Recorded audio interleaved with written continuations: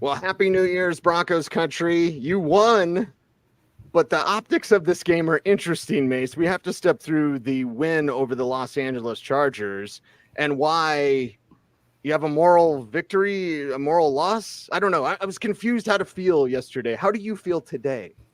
Um, Look, you're out of the playoffs, of course, because Pittsburgh and Kansas City both won.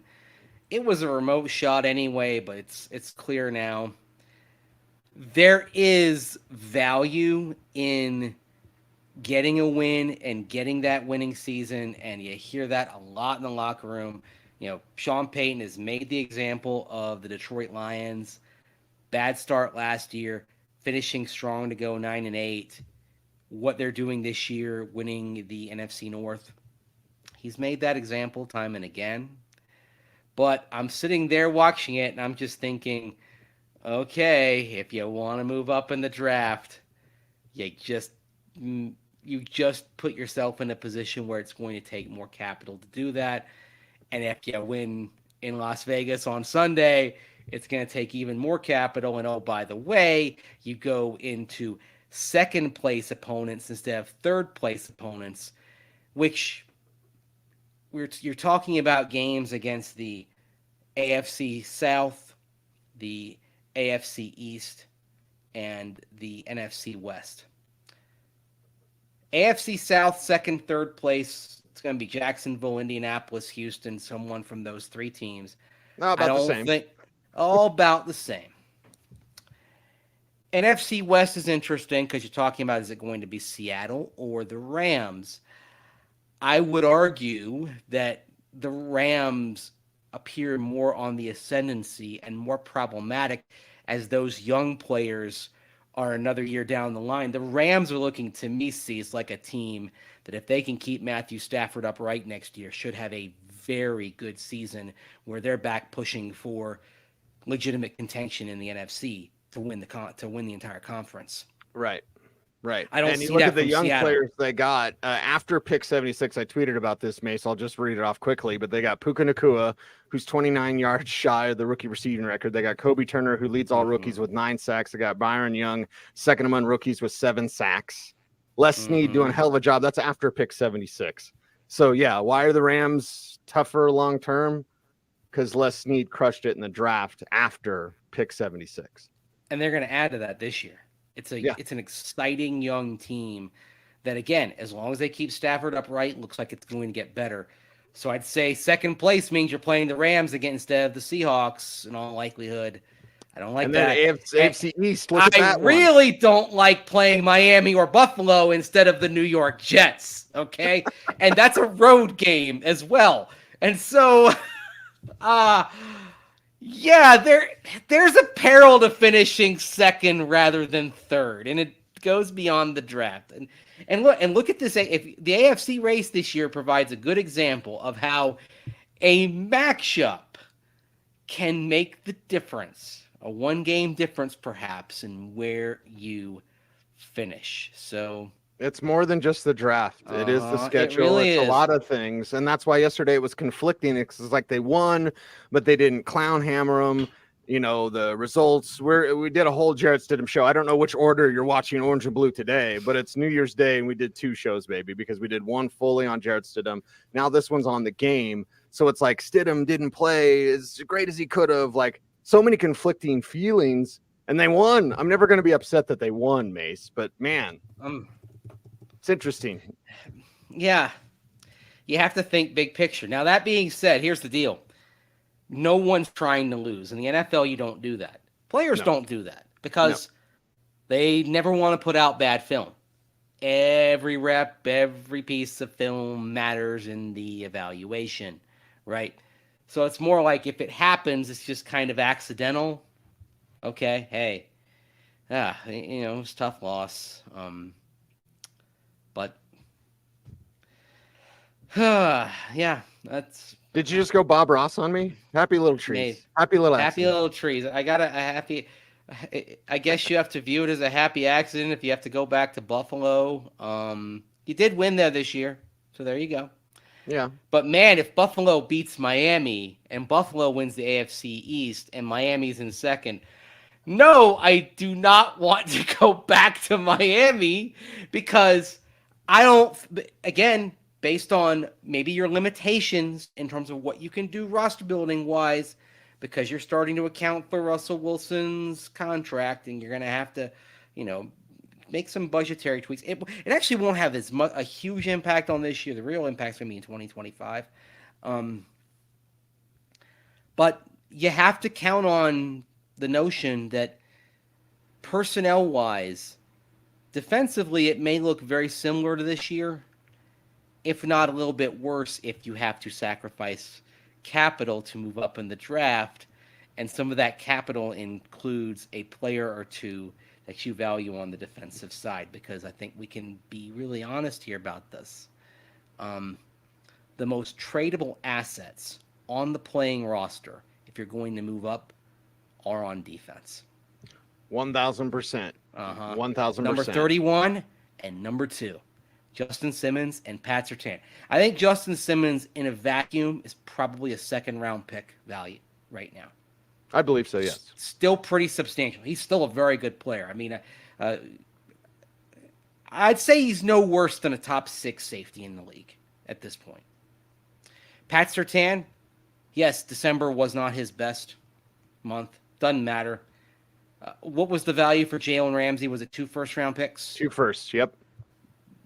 That's realistically the value for Pat Surtain. So if you're sitting there at pick 17 and you've fallen in love with Drake May, how do you get Drake May, right? How do you do that?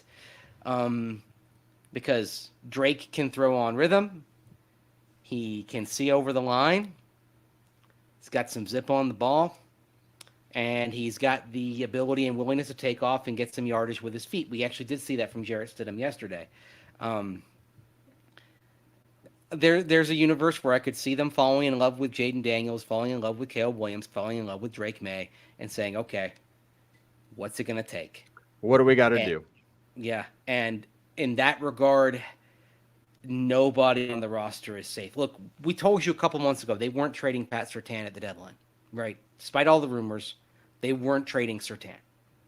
Despite interest and rumors, wasn't happening. But 2 people who do look somewhat like us did note that Pat Surtain probably has more value if he is on the trade market, probably has more value as a piece, as a part of moving up in the draft to get a quarterback. Do you want to deal him? No. I think the Broncos would do almost anything to avoid having him in that trade. But given the primacy of the quarterback position, there is a scenario where the Broncos may have no option. If they say we have to get this particular quarterback, they may have no other option but to include Surtain in the deal, just like Carolina included DJ Moore in the deal to move up to pick Bryce Young. Right. And we talk about winning this game, Mason, how it players, it means something. Jonathan Cooper talked in the locker room last night about how, it would mean something to get to 9-8 because they're 500 right now. But there's one game left that can make you either feel good or better because you're above 500, or maybe like, oh, you fell short of expectations, even though a lot of us, I think I had them at 10 wins this year. The path was there. So, they're not going to get there, but they got 9 wins. They'd be a lot closer. So, guys are going to want to try to win this final game and forget them picks, forget the draft. Players aren't thinking about that. We care about the draft. I assure you the players don't care about the draft. Again, they care about their careers. They care about the guys that are around them on that team. They care about putting good film out there. Let's hear from Jonathan Cooper because he did talk last night. It's super important to us. It sucks that we got eliminated from the playoffs, obviously, but we're focused on winning this next game. Finishing off the season the right way, 9-8, is super important to us, and it's how this season should go. And we have to make sure we get that done. If that's not putting it out there, Cooper, they're going out there to win. 9-8, what we're supposed to do, we're going to make sure it gets done.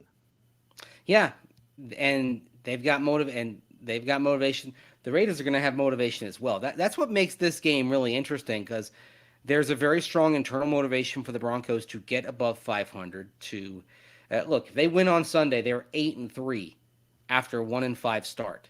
Now, will they have hurt their draft position? Yes, but they're going to sit back when they're flying home from Las Vegas next Sunday.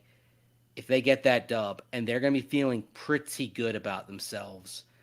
And I asked a couple of guys about that yesterday as well. The fact that you could go from 1-5, and it does mean more considering where they were to get above 500. They understand. They're going to be thinking, Cease, if they win on Sunday, they're going to be thinking we are 8-3 since week 7, and they'll also be thinking that there are teams in the playoffs that they could have beaten if they had to go out there and they already did beat. Like Buffalo. Buffalo may be in, may be out, but they're right on the edge.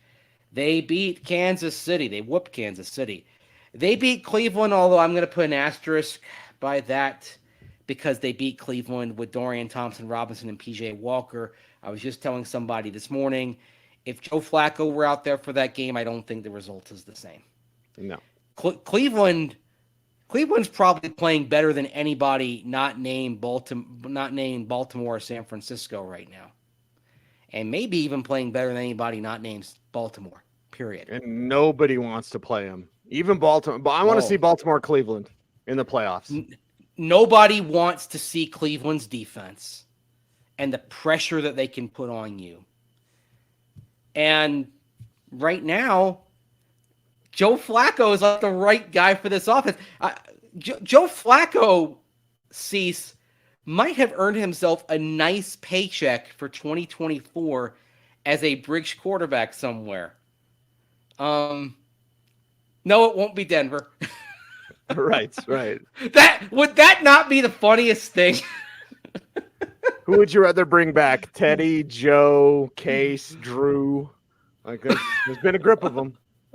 That's actually be a They've fun all article. played recently. That's the thing. That'd be a fun article. They've all started. Trevor Siemian started this, this weekend. I mean, oh, the gosh. former Broncos quarterback carousel. It's out there amongst the league. But honestly, Russell Wilson's about to join that, right? Yeah. Or you and I have to do more work. But like that would be a fun idea. Like if you could, just like which one would you bring back? The answer is none, but like which one? Okay, I'll be happy to go through this. I mean, if just for exercise, why not? Joe Flacco, no, because he showed he didn't want to be a bridge mentor. He kind of showed that with Drew Lock. So I'd cross him off the list right now as well as he's playing. Case Keenum, I'd think about. Again, Teddy's gonna retire, so like so Teddy would probably be my first choice if he was not retiring, right? Because the thing to Teddy's credit is that he has handled every role he's been asked to play, whether it's been starter or backup. He's handled everything so well. He's dealt with adversity of injury. He really is steady Teddy. So, but yeah, in a vacuum, I'd say him. But again, he's retiring. He's going to go work with kids down in Miami. So, no. Drew Lock would be interesting. But I just couldn't stand the fans. I like Drew Lock. I don't like his fans. Yeah. It brings the Lock stands back in. I don't think we need that. I'm going to make this a personal call on my part. My least favorite season covering this team was 2021 because of the Lock stands. Yes, worse than the Tebow stands. I'm going to say it right now. Wow. Yeah. I think Tebow stands knew that he couldn't play. They just really liked him, and they liked his message. They like what he stands for. The Lock stands insisted he could play when he wasn't doing the things. He's matured now. Like his feet are better now. Mm-hmm. He's been humbled. He's grown up. I like seeing it. Just don't want him back here. The Case Lock Keenum stands made it. Yeah. The Lock stands made it personal, at least on me, by attacking my credibility. So those that did that, forget them guys. Yeah, There's another F word I'd like to use, but forget them guys. Yeah. So I think we're basically left with Case Keenum here, aren't we? Which or Trevor Siemian. Or Trevor Siemian. Maybe. Trev. who knows Okay, Sean Trev. Payton's offense because he played in it in New Orleans 2 years ago. Yeah. Yeah. I'd rather have Jameis Winston if they have to bring in a veteran quarterback than all of them, another ex-Sean Payton guy. How about that? Yeah. Or continue on Yeah. with Jarrett Stidham and a rookie. Again, we did a whole different show on Jarrett Stidham, so you can watch that and get our thoughts there. But offensively, we've seen Jaleel McLaughlin start. And I'm going to write when the season is over 3 things or whatever, however many number of things I want to see that will be different or should be different. One of those, Mace, that I'm going to write about is Javonte will look better next year. He will. This year he's coming back from that major knee injury. We should all give him credit for doing that, but he's not the same. He doesn't look the same. We've seen brief glimpses, and as you and I have talked about, but it's not there with Javonte. I believe once he's, all getting on closer to 2 years removed from that injury, a major injury, a major award, a major injury, he will look better. Okay. So like Jaleel's out there now looking good. And well, I think Sean Payton, everyone should be taking notice here. Exactly. 62 yards from scrimmage yesterday for Jaleel McLaughlin, 67 yards from scrimmage last week. I will say this, like he played 19 snaps. He touched the ball 11 times. So they're starting to get that in line a little bit to something more reasonable than you and I had discussed when he was playing. He had, games where he'd play, he'd play 11 snaps. He touched the ball 8 times. Right. It's normalizing a little bit. That's healthy. I actually will say this because I wouldn't be surprised if at some point in the draft they do bring in a running back who can compete. Yes. I feel the most secure in knowing what Jaleel McLaughlin's role is going to be next year than anyone else in that running back room. I mean, we'll see about, Samaje Perine. We'll see about Javonte Williams.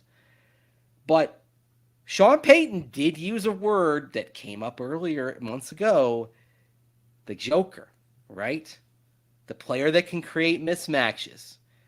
Is it a running back? Is it a tight end? Well, Cease, Monday morning today, when I asked Sean Payton about Jaleel McLaughlin, in the response, he did use the term joker. He's found his joker.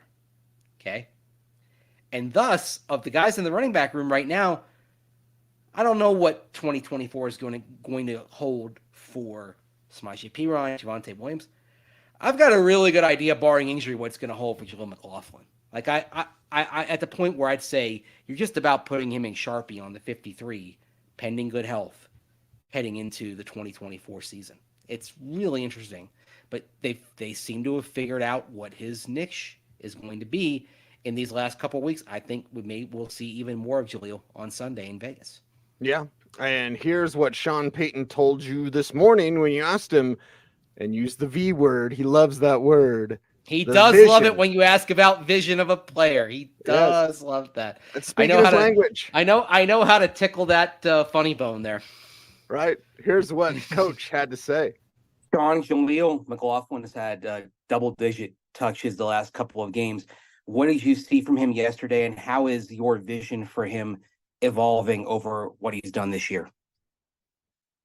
It's a great question. I think our vision continues to grow a little bit because he continues to earn additional touches.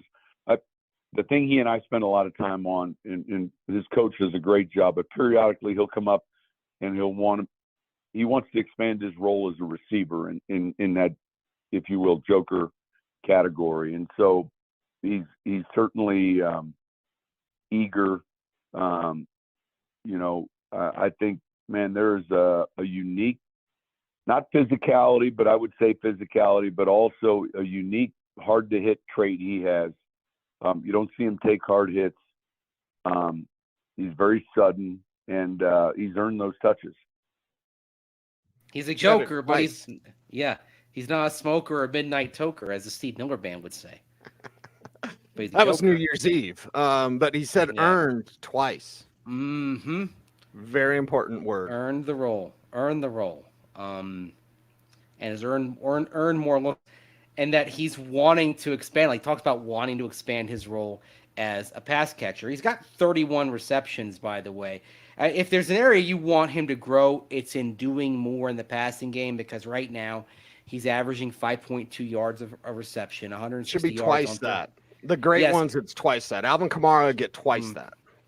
He's averaging more per rush than he is per reception.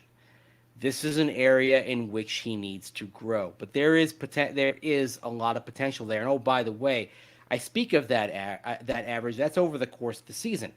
But Cease, in the last 4 games, Chargers, Lions, Patriots, Chargers again, he's got 71 yards on 10 receptions. So that's 7.1 yards a catch, nearly 2 yards greater than that season-long average. Exactly. You've got the finger pointing up. The trend line is going in the right direction on Jaleel McLaughlin. 6 yards a catch on Sunday, 7.5 yards a catch against the Patriots last week. It's really cool to see. I'm hoping, sometimes he's not in the locker room midweek, but I'm hoping he is, because one thing I think you and I, we haven't talked about this pre-show, but I think one thing you and I need to do this week is kind of go around and talk. Now that we know the season's going to end next week, we can start kind of doing the exit interviews, right? Right. It's, what did you do? What kind of progress did you make? Where do you want to go forward? It's hard to argue this season is anything less than a terrific success for this undrafted running back. And now you see that Sean Payton's faith in him growing. I think there are big things in play coming for Jaleel McLaughlin in 2024. He's going to be worth keeping an eye on. He changed the vision. Mm-hmm. I think that's an important note for all of us. Yeah. It's New Year's Day. It's New Year's resolutions. Yeah, Jaleel McLaughlin came in as like, okay, it's speed guy, whatever. He changed the vision. He himself changed the coach's mind about him and the role he could earn. I think that's a message for all of us on this New Year's Day.